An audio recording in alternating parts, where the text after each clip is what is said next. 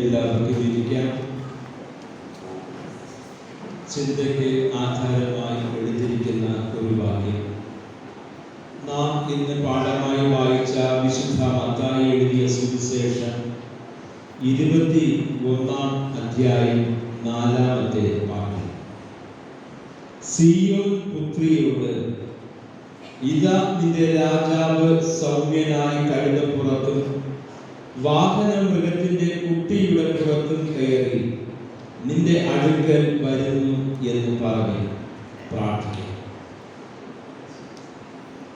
ദൈവമേ, സ്വർഗ്ഗസ്ഥ പിതാവേ, ഈ ഹോശന്ന പെരുന്നാൾ ദിവസം അങ്ങേ ആരാധിച്ച് മഹത്വപ്പെടുത്തുവാനും അവിടുത്തെ മഹത്വ പ്രവേശനത്തെ അനുസ്മരിച്ച് അങ്ങയുടെ മഹത്വത്തെ അംഗീകരിച്ചുകൊണ്ട് ആരാധിപ്പാൻ അവിടുന്ന് ഞങ്ങളെ സഹായിച്ചിരിക്കുന്ന കൃപകൾക്കായി സ്തോത്രം. ദൈവവചനം ചിന്തിക്കുമ്പോൾ അവിടുത്തെ മഹത്വത്തെ ദർശിച്ച് അങ്ങയുടെ സന്നിധിയിൽ വിനയത്തോടും താഴ്മയോടും ആരാധിപ്പാൻ അവിടുന്ന് ഞങ്ങൾക്ക് വച്ചേച്ചു പോയിരിക്കുന്ന മാതൃക പിന്തുടരുവാൻ അവിടുത്തെ പരിശുദ്ധാത്മാവിനാൽ സഹായിക്കണം. ഇന്ന് ചിന്തിക്കുന്ന വചനം ഞങ്ങളുടെ ജീവിതത്തെ രൂപാന്തരപ്പെടുത്തുന്ന ഒരു ആത്മീയ അനുഭവമാക്കി തീർത്താൽ വചനം സംസാരിക്കുന്ന അടിയനെയും കേൾവിക്കാരായിരിക്കുന്ന അവിടുത്തെ ജനത്തെ ഒന്നതുപോലെ ക്രൂശിന്റെ മറവിൽ വഹിക്കണം. ഞങ്ങൾ തിരുസന്നിധിയിലായിരിക്കുന്നു, വചനം നൽകി ഞങ്ങളെ പരിപോഷിപ്പിക്കണം. യേശു ക്രിസ്തുവിൻ ധന്യമുള്ള നാമത്തിൽ തന്നെ ആമേൻ. ദൈവത്തിന്റെ അതിപരിശുദ്ധ നാമം വാഴ്ത്തപ്പെടുമാറാകട്ടെ. അനുഗ്രഹീതമായ ഹോശന്ന പെരുന്നാൾ ദിവസം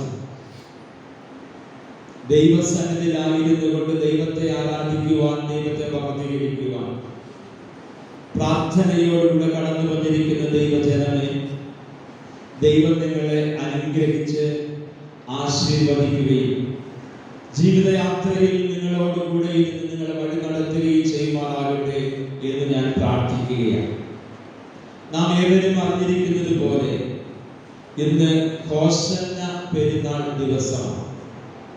ഒരു നോമ്പിന്റെ ഏകദേശം സമാപ്തി നാളുകളിലേക്ക് നാം ഈ നാളുകളിൽ ആയിരിക്കുമ്പോൾ നമ്മുടെ ജീവിതങ്ങളെ വിശദീകരിക്കുവാനും ദൈവകരങ്ങളിൽ നമ്മെ സമർപ്പിക്കുവാനും കൂടുതൽ കൂടുതൽ ദൈവവുമായുള്ള ഒരു ആത്മീയ ബന്ധത്തിൽ നിലനിൽക്കുവാൻ ഈ നാളുകളിൽ ദൈവം നമ്മെ സഹായിക്കുവാനായി എല്ലാവരും പ്രാർത്ഥിക്കുകയും വളരെ ശ്രദ്ധയോടുകൂടി ജീവിതം മുൻപോട്ട് നയിക്കുകയും ചെയ്യുവാനായിട്ട് ഞാൻ നിങ്ങളോട് ആവശ്യപ്പെടുകയാണ് ചെയ്യുന്നത്. യേശു ക്രിസ്തുവിന്റെ മഹത്വ പ്രവേശനം വളരെ പ്രാധാന്യം അർഹിക്കുന്ന ഒരു നിസ്തുല സംഭവമാണ് എന്ന് വേദപുസ്തകം നമ്മെ പഠിപ്പിക്കുന്നു. സത്യവേദ പുസ്തകത്തിലെ സുവിശേഷ എഴുത്തുകാരായിരിക്കുന്ന 4 പേര് യേശുവിന്റെ മഹത്വ പ്രവേശനത്തെ വളരെ വ്യക്തമായി രേഖപ്പെടുത്തി കാണുന്നുണ്ട്. കർത്താവായ യേശു ക്രിസ്തു യെരൂശലേമിലേക്ക് അതിനു മുൻപും പല ആവർത്തി കടന്നു പോയിട്ടുണ്ട്. എന്നാൽ ഇപ്പോഴത്തെ യേശു ക്രിസ്തുവിന്റെ യെരൂശലേമിലേക്കുള്ള യാത്ര ചില പ്രത്യേകതകൾ നിറഞ്ഞതായിരുന്നു. പ്രത്യേകിച്ച് താൻ യെരൂശലേമിലേക്ക് പോകുന്നതിനെ കുറിച്ച് അതിന് പിന്നാലെ നടക്കേണ്ടതായ സംഭവങ്ങളെ കുറിച്ച് കർത്താവായ യേശു ക്രിസ്തുവിന് വളരെ വ്യക്തമായ ധാരണ ഉണ്ടായിരുന്നു. വിശുദ്ധ മർക്കോസിന്റെ സുവിശേഷം 10-ാം അധ്യായത്തിൽ 33-34 വാക്യങ്ങൾ വായിക്കുമ്പോൾ അവിടെ രേഖപ്പെടുത്തിയിരിക്കുന്നു, ഇതാ നാം യെരൂശലേമിലേക്ക് പോകുന്നു, അവിടെ മനുഷ്യപുത്രൻ മഹാപുരോഹിതന്മാരുടെയും ശാസ്ത്രിമാരുടെയും കയ്യിൽ ഏൽപ്പിക്കപ്പെടും എന്ന് രേഖപ്പെടുത്തിയിരിക്കുകയാണ്. അപ്പോൾ യേശു ക്രിസ്തുവിന്റെ യെരൂശലേം പ്രവേശനം എന്ന് പറയുന്നത് അതിനെ പിന്തുടർന്ന് നടക്കേണ്ടതായ സംഭവങ്ങളെ കുറിച്ചൊക്കെ യേശുവിന് വളരെ വ്യക്തമായ ധാരണ ഉണ്ടായിരുന്നു. അപ്പോൾ യേശു ക്രിസ്തുവിന്റെ യെരൂശലേമിലേക്കുള്ള മഹത്വ പ്രവേശനം യഹൂദന്മാരോടുള്ള ഒരു വെല്ലുവിളിയായിരുന്നു എന്നും ഈ വേദഭാഗം വായിക്കുമ്പോൾ നമുക്കവിടെ മനസ്സിലാക്കുവാനായിട്ട് കഴിയും. അതിന് കാരണം യേശുവിനെ പിടിക്കുവാനുള്ള തക്കം പാർത്തുകൊണ്ടിരിക്കുന്ന പരീശന്മാരുടെയും ന്യായശാസ്ത്രിമാരുടെയും മധ്യത്തിലേക്കാണ് ഇതാ യേശു എഴുന്നള്ളുവാനായിട്ട് പോകുന്നത്. ഇങ്ങനെയുള്ള യേശു ക്രിസ്തുവിന്റെ മഹത്വ പ്രവേശനത്തെ നാം ചിന്തിക്കുകയും ധ്യാനിക്കുകയും ചെയ്യുമ്പോൾ യേശു ക്രിസ്തുവിന്റെ മഹത്വ പ്രവേശനത്തിലൂടെ നമ്മിലേക്ക് കടന്നു വരേണ്ടതായ ജീവിത അനുഭവങ്ങളെ കുറിച്ചൊക്കെയാണ് നാം ചിന്തിക്കുവാനായിട്ട് പോകുന്നത്. ഒന്നാമതായിട്ട് പ്രവചനങ്ങളിലെ യേശു ക്രിസ്തുവിന്റെ യെരുശലേമിലേക്കുള്ള യാത്ര എന്നുള്ളതാണ്. സെഖര്യാ പ്രവാചകന്റെ പുസ്തകം 9-ാം അധ്യായത്തിന്റെ 9-ാം വാക്യത്തിൽ സെഖര്യാ പ്രവാചകൻ മിശിഹായെ പറ്റി വളരെ വ്യക്തമായി അവിടെ രേഖപ്പെടുത്തിയിരിക്കുകയാണ്. സിയോൻ പുത്രിയെ ഉച്ചത്തിൽ ഘോഷിച്ച് ആനന്ദിക്കാം, യെരുശലേം പുത്രിയെ ആർപ്പിടുക, ഇതാ നിന്റെ രാജാവ് നിന്റെ അടുക്കൽ വരുന്നു, അവൻ നീതിമാനും ജയശാലിയും താഴ്മയുള്ളവനുമായി കഴുതപ്പുറത്തും പെൺകഴുതയുടെ കുട്ടിയുടെ പുറത്തും കയറി വരുന്നു എന്ന് അവിടെ രേഖപ്പെടുത്തിയിരിക്കുകയാണ്. അപ്പോൾ ദാവീദിന്റെ പുത്രനായി ജനിച്ച കർത്താവായ യേശു ക്രിസ്തു ദാവീദിന്റെ നഗരമായിരിക്കുന്ന യെരുശലേമിലേക്ക് ഒരു രാജാവിനെ പോലെ എഴുന്നള്ളുന്നതാണ് വേദപുസ്തക പശ്ചാത്തലം. ഇവിടെ യെരുശലേം പുത്രിമാർ തങ്ങളുടെ വസ്ത്രങ്ങൾ, വിലയേറിയ വസ്ത്രങ്ങൾ വഴിയിൽ വിരിക്കുകയാണ്. അവിടെ തിങ്ങി നിൽക്കുന്ന യഹൂദ പുരുഷന്മാർ ഒലിവ് വൃക്ഷത്തിന്റെ കൊമ്പുകളൊക്കെ വെട്ടി വഴിയിൽ വിതറുന്നുണ്ട്.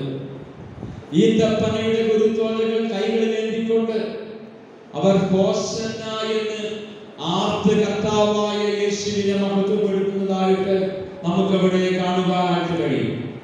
ഹോസന്ന, ദാവീദ് പുത്രന് ഹോസന്ന എന്ന് ആർത്തുകൊണ്ട് ഇസ്രായേൽ ജനം യെരുശലേമിലേക്ക് കർത്താവായ യേശുവിനെ അനുഗമിക്കുന്നതായിട്ട് നമുക്ക് ഇവിടെ കാണുവാനായിട്ട് കഴിയും. ഇവിടെ കർത്താവായ യേശു ക്രിസ്തുവിന്റെ മഹത്വ പ്രവേശനമാണ്. അപ്പോൾ യേശു ക്രിസ്തുവിന്റെ മഹത്വ പ്രവേശനം എന്ന് പറയുമ്പോൾ കർത്താവായ യേശുവിന്റെ പരസ്യ ശുശ്രൂഷയുടെ സമാപന ഒരു സന്ദേശമായിട്ടാണ് യേശു അത് അവതരിപ്പിക്കുവാനായിട്ട് ആഗ്രഹിക്കുന്നത്. ഇവിടെ കർത്താവായ യേശുവിന്റെ മഹത്വ പ്രവേശനം എപ്രകാരം വേണമെന്ന് യേശുവിന് വ്യക്തമായ ചില കാഴ്ചപ്പാടുകൾ ഉണ്ടായിരുന്നു. യഹൂദന്മാർ പ്രതീക്ഷിച്ചിരുന്ന മെശിഹ താൻ തന്നെയാണ് എന്ന് അന്നത്തെ യഹൂദ സമൂഹത്തിന്റെ മുമ്പിൽ തന്നെ തന്നെ അവതരിപ്പിക്കുവാൻ, താൻ തന്നെയാണ് മെശിഹ എന്ന് പറഞ്ഞുകൊണ്ട് തന്നെ യെരുശലേമിലെ ആ തെരുവീഥികളിലൂടെ യേശു എഴുന്നള്ളുന്നതായ ഒരു രംഗം. അത് യേശുവിനെ രാജാതി രാജാവും അത് കർത്താതി കർത്താവുമായി ജനം അംഗീകരിക്കുകയും യേശുവിന് ഹോസന്ന പാടുകയും യേശുവിനെ വരവേൽക്കുന്നതായ ഒരു അനുഭവമായി അവിടെ മാറ്റപ്പെടുകയാണ് ചെയ്യുന്നത്. ഇവിടെ കർത്താവായ യേശു ക്രിസ്തുവിന്റെ മഹത്വ പ്രവേശനത്തെ സെഖര്യാ പ്രവാചകനിലൂടെ ദൈവം അരുളി ചെയ്ത പ്രവചനത്തിന്റെ നിവർത്തിയായി അവിടെ അവതരിപ്പിക്കുന്നു എന്നുള്ളതാണ്. ഈ അവസരം കർത്താവായ യേശുവിന്റെ മഹത്വ പ്രവേശനത്തിന് വേണ്ടി തിരഞ്ഞെടുക്കുവാനുള്ള ഒരു പ്രത്യേക കാരണം ഉണ്ടായിരുന്നു. അന്ന് പെസഹ പെരുന്നാളിന്റെ ദിവസങ്ങളായിരുന്നു. ഇപ്പോൾ പെസഹ പെരുന്നാളിന് യഹൂദന്മാർ ലോകത്തിന്റെ ഏതെല്ലാം അറ്റങ്ങളിൽ ചെന്ന് പാർത്താലും അവർ യെരുശലേമിലേക്ക് കൂടി വരിക പതിവാണ്. അങ്ങനെ യഹൂദന്മാരെല്ലാം യെരുശലേമിൽ കൂടിയിരുന്ന സമയത്ത് താൻ തന്നെയാണ് മശിഹ എന്ന് പറഞ്ഞുകൊണ്ട് കർത്താവായ യേശു തന്നെ യെരുശലേമിലേക്ക് ഒരു രാജാവിനെ പോലെ, ഒരു വീരനെ പോലെ യേശു എഴുന്നള്ളുന്നതാണ് ലക്ഷ്യം. അപ്പോൾ യേശു ഈ സമയം ഇവിടെ വേർതിരിച്ചെടുക്കുവാനുള്ള കാരണം ലോകത്തിന്റെ നാനാ ഭാഗങ്ങളിൽ നിന്ന് കടന്നു വന്നതായ യഹൂദ പുരുഷന്മാരും യഹൂദ പുരുഷാരവും തങ്ങൾ പ്രതീക്ഷിച്ചിരുന്ന മശിഹ ഞാൻ തന്നെ എന്ന് പറഞ്ഞ് തന്നെ തന്നെ അവതരിപ്പിക്കുന്ന ഒരു മഹത്വ പ്രവേശനമായിട്ട്, അത് പ്രവചനങ്ങളിൽ ദൈവം പ്രവാചകന്മാരിലൂടെ അരുളി ചെയ്തതായ പ്രവചനത്തിന്റെ നിവർത്തിയായി യേശു തന്നെ അവതരിപ്പിക്കുകയാണ്. അപ്പോൾ യെരൂശലേമിന് കിഴക്കുള്ള ഒലിവ് മലയിൽ നിന്നുമാണ് യേശു തന്റെ മഹത്വ പ്രവേശനം ആരംഭിക്കുന്നത്. അതിനും ചില പ്രത്യേകതകളുണ്ട്. സഖറിയ പ്രവചനം 14-ാം അധ്യായത്തിൽ 4-ാം വാക്യം വായിക്കുമ്പോൾ അവിടെ പറഞ്ഞിരിക്കുന്നത് പോലെ യുഗാന്ത്യത്തിൽ കർത്താവായ യേശു ഒലിവ് മലയിൽ പ്രത്യക്ഷപ്പെടുമെന്നുള്ളതാണ്. ആ കർത്താവായ യേശുവിന്റെ മഹത്വ പ്രവേശനത്തിന്റെ ആരംഭം കുറിക്കുന്നതും അതേ ഒലിവ് മലയിൽ തന്നെയാണ്. അപ്പോൾ ഇതെല്ലാം പ്രവചനങ്ങളുടെ നിവർത്തിയായി വേദപുസ്തകം നമ്മിൽ അവതരിപ്പിക്കുന്നു. അങ്ങനെയെങ്കിൽ പ്രിയമുള്ളവരെ, വേദപുസ്തകത്തിൽ എഴുതിയിരിക്കുന്ന പ്രവചനങ്ങളെല്ലാം നിറവേറിക്കൊണ്ടിരിക്കുന്ന ഈ നാളുകളിൽ കർത്താവായ യേശുവിന്റെ വീണ്ടും വരവ് ആസന്നമായിരിക്കുന്നു. ആ കർത്താവായ യേശുവിന്റെ വീണ്ടും വരവിന്റെ കാലൊച്ചകൾ ദേശത്തിന്റെ നാനാഭാഗങ്ങളിൽ മുഴങ്ങിക്കൊണ്ടിരിക്കുമ്പോൾ നാം നമ്മുടെ ഉയർത്തെഴുന്നേൽപ്പിന് വേണ്ടി തല ഉയർത്തേണ്ടതായ സമയം അതിക്രമിച്ചിരിക്കുകയാണ്. പ്രിയമുള്ളവരെ, നാം ഒരു ക്രൈസ്തവ ജനസമൂഹമാണ്. നാം ഒരു മതബഹുല സമൂഹത്തിലാണ് നാം നിലനിൽക്കുന്നത്. അപ്പോൾ നാം ക്രൈസ്തവ സാക്ഷ്യം വിളിച്ചറിയിക്കുവാൻ, കർത്താവായ യേശുവിന് ഹോസന്ന പാടുവാൻ, കർത്താവായ യേശു വീണ്ടും വരുന്നു എന്ന് ആഘോഷിക്കുവാൻ, യേശുവിന്റെ ഉയർപ്പിനെ ആഘോഷിക്കുവാനായി ഒരുങ്ങുന്നതായ നാളുകളിൽ വരുന്ന ഞായറാഴ്ച നമ്മുടെ സഭയായി ഒരുക്കപ്പെട്ടിരിക്കുന്ന ഈസ്റ്റർ ഘോഷയാത്രയിൽ നമ്മുടെ സഭയിലെ സകല കുടുംബങ്ങളും, പ്രിയമുള്ളവരെ, നടക്കുവാൻ കഴിയുന്ന എല്ലാവരും ദേശത്തിൽ ഒരു സാക്ഷ്യം വഹിക്കേണ്ടതായ ദിവസമാണ്. അതായത് നമ്മുടെ കർത്താവും രക്ഷിതാവുമായ യേശു ക്രിസ്തു ഈ ഭൂമിയിൽ അവതരിച്ചുവെന്ന്, യേശു തന്റെ പരസ്യ ശുശ്രൂഷയുടെ സമാപനം എന്നോണം മഹത്വ പ്രവേശനത്തിലേക്ക് താൻ തന്നെ വെളിപ്പെടുത്തി തന്നെ യഹൂദന്മാരുടെ കയ്യിൽ നൽകുകയും അവർ യേശുവിനെ പിടിച്ച് അത് കഷ്ടാനുഭവങ്ങളിലൂടെ പീഡിപ്പിക്കുകയും യേശുവിനെ ക്രൂശിൽ തറയ്ക്കുകയും യേശു 3-ാം നാളിൽ ജയശാലിയായി ഉയർത്തെഴുന്നേറ്റ് വന്നു. ആ ഉയർത്തെഴുന്നേറ്റ കർത്താവായ യേശുവിനെയാണ് നാം ആരാധിക്കുന്നത് എന്ന് ഈ സമൂഹത്തോട് വിളിച്ചറിയിക്കുന്ന ഒരു സന്ദേശമാണ് ഈസ്റ്റർ റാലി എന്ന് പറയുന്നത്. അത് നമ്മുടെ ഇടവകയിലെ ചുരുക്കം പേർക്കുള്ളതായ ഒരു അനുഭവമല്ല. നമ്മുടെ സഭയിലെ സകല കുടുംബങ്ങളും ഒരൊറ്റ വ്യക്തി പോലും മാറി നിൽക്കാതെ എന്റെ ദൈവം ഇന്നും ജീവിക്കുന്നു, എന്റെ യേശു തമ്പുരാൻ ഉയർത്തെഴുന്നേറ്റിരിക്കുന്നു, എല്ലാ കല്ലറകളും അടഞ്ഞു കിടക്കുമ്പോൾ നമ്മുടെ കർത്താവും രക്ഷിതാവായ യേശു ക്രിസ്തു ഉയർത്തെഴുന്നേറ്റിരിക്കുന്നു. ആ ഒരു ഉയർപ്പിന്റെ സാക്ഷ്യം നമ്മുടെ ദേശത്തിൽ പകരപ്പെടുവാനാണ് നാം വരുന്ന ഞായറാഴ്ച ഈസ്റ്റർ ആരാധനയും ഈസ്റ്റർ ഘോഷയാത്രയും ക്രമീകരിക്കുന്നത്. അതുകൊണ്ട് എന്നെ കേൾക്കുന്ന പ്രിയ ദൈവജനമേ, വരുന്ന ഞായറാഴ്ച എല്ലാവരും 6 മണിക്ക് മുമ്പായി ദൈവാലയത്തിൽ എത്തിച്ചേർന്ന് ആരാധനയിൽ പങ്കെടുത്ത് ഈ ദേശത്തിന്റെ ചില ഭാഗങ്ങളിലൂടെ ഉയർപ്പിന്റെ സാക്ഷ്യം വഹിക്കുന്ന ഒരു ക്രൈസ്തവ സമൂഹമായി ദേശത്തിലൂടെ ക്രൈസ്തവ സാക്ഷ്യം അറിയിച്ച് ദൈവസ്ഥാനത്തിലേക്ക് മടങ്ങി വന്ന് ഈസ്റ്റർ ഭക്ഷണം നാം ഒരുമിച്ച് പങ്കുവെച്ച് ദൈവത്തിന്റെ മഹത്വം കരയറ്റുവാനായിട്ട് ആഗ്രഹിക്കുകയാണ്. ആ ഒരു അനുഗ്രഹീതമായ കൂട്ടായ്മ ഞാൻ നിങ്ങളെല്ലാവരെയും ഹാർദവമായി സ്വാഗതം ചെയ്യുകയാണ്. രണ്ടാമത്തെ ചിന്ത സുവിശേഷങ്ങളിൽ യേശു ക്രിസ്തുവിന്റെ യെരൂശലേം യാത്ര എന്നുള്ളതാണ്. രാജകീയമായ ഒരു വരവേൽപ്പിന് വേണ്ടി അതേ ദേശം ഒരുക്കപ്പെട്ടിരിക്കുകയാണ്. ദേശത്തിൽ യേശു ക്രിസ്തുവിന്റെ ആ ഒരു മഹത്വ പ്രവേശനത്തിന് വേണ്ടി ദൈവജനം ഒരുങ്ങി കഴിഞ്ഞു. സുവിശേഷങ്ങളിലെല്ലാം യേശു ക്രിസ്തുവിന്റെ മഹത്വ പ്രവേശനത്തെ വളരെ വ്യക്തമായി രേഖപ്പെടുത്തിയിരിക്കുന്നതായിട്ട് 4 സുവിശേഷങ്ങൾ വായിക്കുമ്പോഴും നമുക്ക് മനസ്സിലാക്കുവാനായിട്ട് കഴിയും. എന്നാൽ യെരൂശലേമിൽ ഒരു ചരിത്രമുണ്ട് പ്രിയമുള്ളവരെ. ഇതിനു മുൻപും ഇതുപോലെയുള്ളതായ ചില എഴുന്നള്ളത്തുകൾ യെരൂശലേമിൽ സംഭവിച്ചിട്ടുണ്ട്. അത് വേദപുസ്തകം നമ്മെ പഠിപ്പിക്കുന്നുമുണ്ട്. 2 രാജാക്കന്മാരുടെ പുസ്തകം 9-ാം അധ്യായത്തിന്റെ 13-ൽ പറഞ്ഞിരിക്കുന്നത് പോലെ ആഹാബ് രാജാവിന്റെയും ഇസബേൽ രാജ്ഞിയുടെയും ദുർഭരണത്തിൽ പൊറുതിമുട്ടിയതായ ഇസ്രായേൽ ജനം എലീശ പ്രവാചകന്റെ ശിഷ്യനിലൂടെ യേഹൂ എന്ന് പറയുന്ന വ്യക്തിയെ രാജാവായി അഭിഷേകം ചെയ്യുകയാണ്. ആ യേഹൂ യെരൂശലേമിലേക്ക് എഴുന്നള്ളുമ്പോൾ ഇസ്രായേൽ ജനം തങ്ങളുടെ വസ്ത്രങ്ങളെല്ലാം വഴിയിൽ വിരിച്ച് യേഹൂവിനെ രാജാവായി സ്വീകരിക്കുന്നതാണ് ഒന്നാമത്തെ ഭാഗം.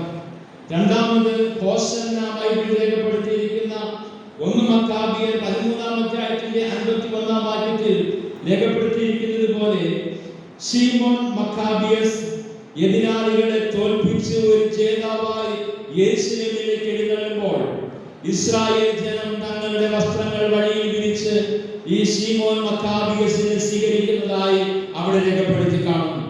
എന്നാൽ ഇതിന്റെ എല്ലാം അപ്പുറമായി അതേ കർത്താവായ യേശുവിന്റെ മഹത്വ പ്രവേശനമാണ് നമ്മുടെ ചിന്താവിഷയം എന്ന് പറയുന്നത്. യേശു ക്രിസ്തുവിന്റെ മഹത്വ പ്രവേശനം ഇസ്രായേൽ ജനം ഒരു പടി കൂടെ മുൻപോട്ട് കടന്നു പോകുകയാണ്. അവർ തങ്ങളുടെ വിലയേറിയ വസ്ത്രങ്ങൾ വഴിയിൽ ഇരിക്കുക മാത്രമല്ല, അതേ അവിടെയുള്ളതായ വൃക്ഷങ്ങളുടെ കൊമ്പുകളെല്ലാം വെട്ടി വഴിയിൽ ഇരിക്കുന്നു. ഈന്തപ്പനയുടെ കുരുത്തോലകൾ അവർ കൈകളിലേന്തി ഈ കർത്താവായ യേശുവിന് ഹോസന്ന പാടി ദൈവത്തെ മഹത്വീകരിക്കുന്നതായ അനുഭവം. കർത്താവിന്റെ നാമത്തിൽ വരുന്നവൻ വാഴ്ത്തപ്പെട്ടവൻ, അത്യുന്നതങ്ങളിൽ ദൈവത്തിന്റെ മഹത്വം ആഘോഷിക്കുന്ന ഒരു ജനതയാണ് നമുക്ക് അവിടെ ദർശിക്കുവാനായിട്ട് കഴിയുന്നത്. മൂന്നാമത്തെ ചിന്ത, സൗമ്യതയുള്ള രാജാവായി യേശു യെരൂശലേമിലേക്ക് യാത്ര ചെയ്യുന്നു എന്നുള്ളതാണ്. രാജാക്കന്മാരുടെ എഴുന്നള്ളത്തുകൾ അഥവാ ഭരണാധിപന്മാരുടെ എഴുന്നള്ളത്തുകൾ ഇന്ന് നാം പലരും കണ്ടുകൊണ്ടിരിക്കുന്നതായ അനുഭവങ്ങളാണ്. ഇതൊരു തെരഞ്ഞെടുപ്പിന്റെ കാലഘട്ടമാണല്ലോ. അനേക നേതാക്കന്മാർ നമ്മുടെ കേരളത്തിൽ കടന്നു വന്ന് ഈ നാളുകളിൽ എഴുന്നള്ളത്തുകൾ നടത്തുന്നത് നാം കണ്ടിട്ടുണ്ട്. അവർ അവരവരെ ഉയർത്തി കാണിക്കുവാൻ തങ്ങളാണ് ഇന്ത്യയിലെ ഏറ്റവും വലിയ ഭരണാധികാരി എന്ന് വരുത്തി തീർക്കുവാൻ ഓരോരുത്തരും കാണിച്ചു കൂട്ടുന്നതായ പ്രവർത്തനങ്ങൾ. എന്നാൽ ഇവിടെ കർത്താവായ യേശുവിനെ കുറിച്ച് പറയുന്നത് യേശു സൗമ്യതയുള്ള രാജാവാണ്. യേശു സൗമ്യതയുള്ള വിനയമുള്ള രാജാവായിട്ടാണ് ഈ യേശുവിനെ അവതരിപ്പിക്കുന്നത്.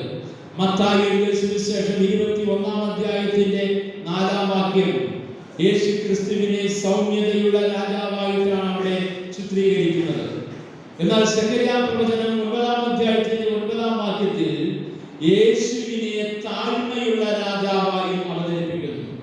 അപ്പോൾ യേശു കഴുതക്കുട്ടിയുടെ പുറത്ത് കയറിയാണ് യെരൂശലേമിലേക്ക് പ്രവേശിക്കുന്നത്. കഴുത ഒരു വാഹന മൃഗമായി ആ കാലഘട്ടത്തിൽ അംഗീകരിക്കപ്പെട്ടിരുന്നു. മാത്രമല്ല, കഴുത ഒരു സമാധാനത്തിന്റെ പ്രതീകമായിട്ടാണ് ആ കാലഘട്ടത്തിൽ അംഗീകരിക്കപ്പെട്ടിരുന്നത്. ഇസ്രായേൽ രാജാക്കന്മാരും പ്രഭുക്കന്മാരും സമാധാന കാലഘട്ടങ്ങളിൽ കഴുതപ്പുറത്ത് കയറി വാഹനമേറുന്നതായിട്ട് വേദപുസ്തകത്തിൽ പലയിടങ്ങളിലും നമുക്ക് ദർശിക്കുവാനായിട്ട് കഴിയും. എന്നാൽ യേശു തന്റെ മഹത്വ പ്രവേശനത്തിനായി തിരഞ്ഞെടുത്തിരിക്കുന്ന കഴുതയ്ക്ക് ചില പ്രത്യേകതകൾ ഉണ്ടായിരുന്നു. അതായത് ആരും ഒരിക്കലും കയറിയിട്ടില്ലാത്ത ഒരു കഴുത എന്നാണ് അതിനെ രേഖപ്പെടുത്തിയിരിക്കുന്നത്. പ്രിയമുള്ളവരെ, ഇവിടെ ചില വസ്തുതകൾ നാം നിരീക്ഷിക്കേണ്ടതായിട്ടുണ്ട്. പിതാവായ ദൈവം തന്റെ പുത്രനായ യേശു ക്രിസ്തുവിന് ഈ ഭൂമിയിൽ അവതരിപ്പിക്കുവാൻ ആരും ഒരിക്കലും വസിച്ചിട്ടില്ലാത്ത ഒരു ഉദരം തെരഞ്ഞെടുത്തു. യേശു ക്രിസ്തുവിനെ താഴ്മയും ജയശാലിയുമായ രാജാവായി അവതരിപ്പിക്കുന്നതിന് വേണ്ടി പിതാവായ ദൈവം ആരും ഒരിക്കലും കയറിയിട്ടില്ലാത്ത ഒരു കഴുതക്കുട്ടിയെ തിരഞ്ഞെടുത്തു. യേശു ക്രിസ്തുവിന്റെ സംസ്കാരത്തിന് വേണ്ടി ആരെയും ഇതുവരെയും വച്ചിട്ടില്ലാത്ത ഒരു പുതിയ കല്ലറയെ തിരഞ്ഞെടുത്തു. അങ്ങനെയെങ്കിൽ ആ യേശു ക്രിസ്തുവിനെ മരിച്ചവരുടെ ഇടയിൽ നിന്നും ഒന്നാമനായി പിതാവായ ദൈവം ഉയർത്തുകയും ചെയ്തു എന്നുള്ളതാണ്.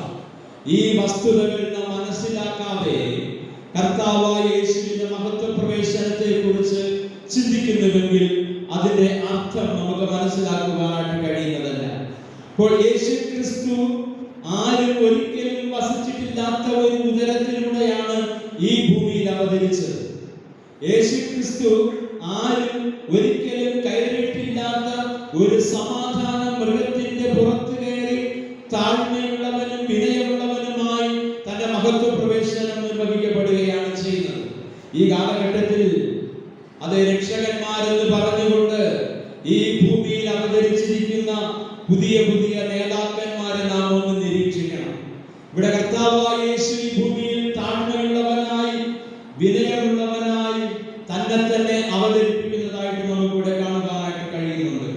ഇപ്പോൾ പിതാവായ ദൈവം പുത്രനായ കർത്താവായ യേശുവിനെ ഉന്നത മഹിമകൾ വെടിഞ്ഞ് കേവല മനുഷ്യനായി ഈ ഭൂമിയിൽ അവതരിപ്പിച്ച് ഈ ഭൂമിയിൽ പിറന്ന ക്രിസ്തു തന്റെ യവനദശയിൽ സ്നാനം സ്വീകരിച്ച് പരസ്യ ശുശ്രൂഷയിലൂടെ ഈ ലോകത്തിന് ആവശ്യമായിരിക്കുന്ന ജീവനുള്ള വചനം വിളമ്പി തന്റെ പരസ്യ ശുശ്രൂഷയുടെ സമാപനം എന്നോണം മഹത്വ പ്രവേശനം നിർവഹിക്കപ്പെടുകയാണ്.